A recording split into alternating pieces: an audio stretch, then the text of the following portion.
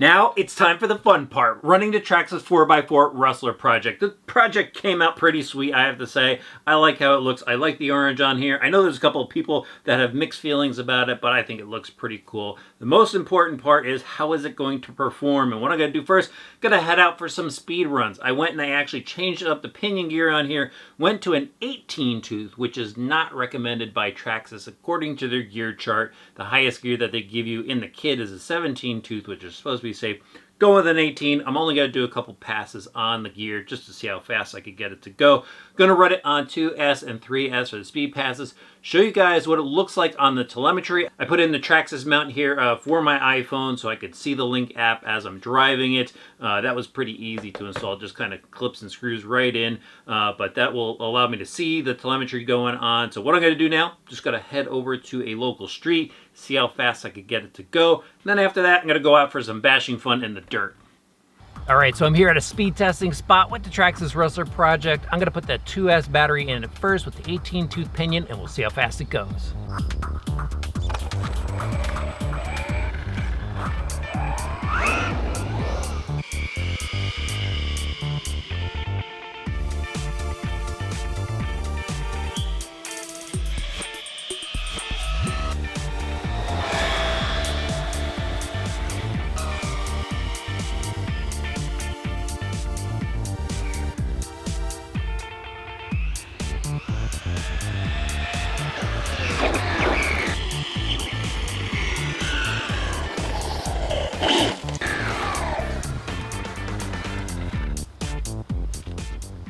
There you go, guys. Check that out. 44 miles an hour on the 2S LiPo with an 18 tooth pinion. Next up, the 3S pack.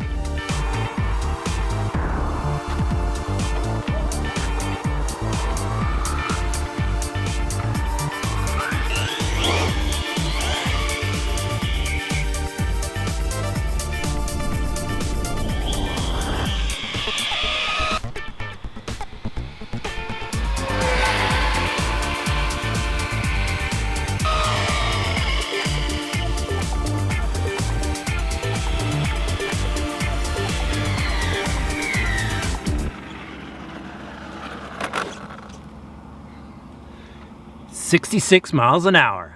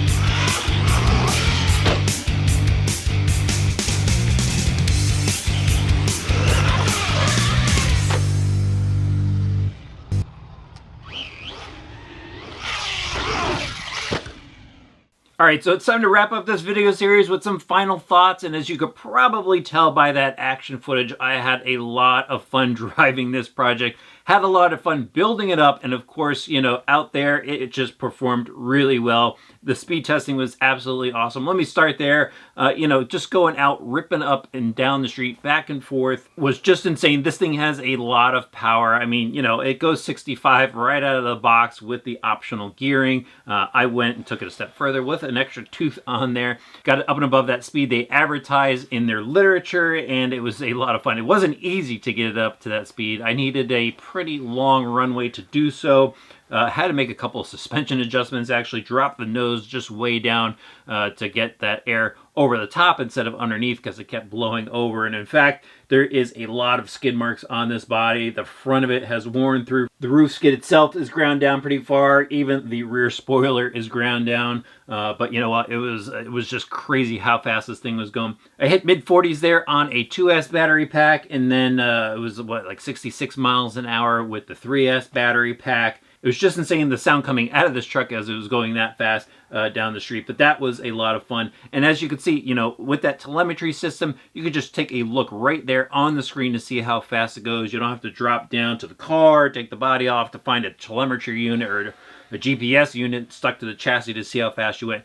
Just shows you right there on the screen. And of course, you could go and expand that. You could go and get temperature sensors and voltage sensors, so you get even more information out of it. And it displays it right there on the dashboard. And you know what was also really cool is it held the highest speed, so you could go and check that out right away. But you know, with that dashboard setup, there's two different dashboard setups, and you know, you can go and look at all the information that you're gathering off the car. I like how that is set up and just really user friendly. All right, so now let's talk about the off-roading portion of it. And I just went out and beat this truck up. I took it over to the BMX track. I took it over to my play spot in Wolcott, Connecticut, where it's kind of just this crazy off-road surface going on. And I just started launching this thing, driving as fast as I could across the dirt in that open lot and everything like that. And it's just a beast out there.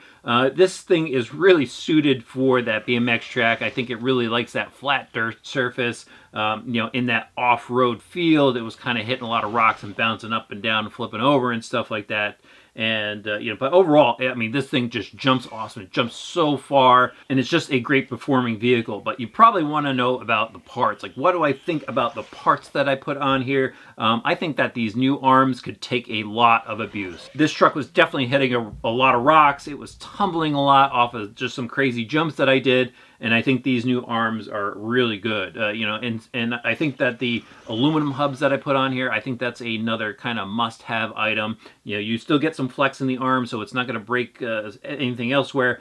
And, you know, just having those aluminum hubs and steering knuckles and caster blocks just ensures that everything is extra durable. I think the shocks were really worthwhile. I just love how these shocks feel. You know, the cooling fan in there, if you think you're going to be running in hot temperatures or running it for a long time, that's just a nice item to have.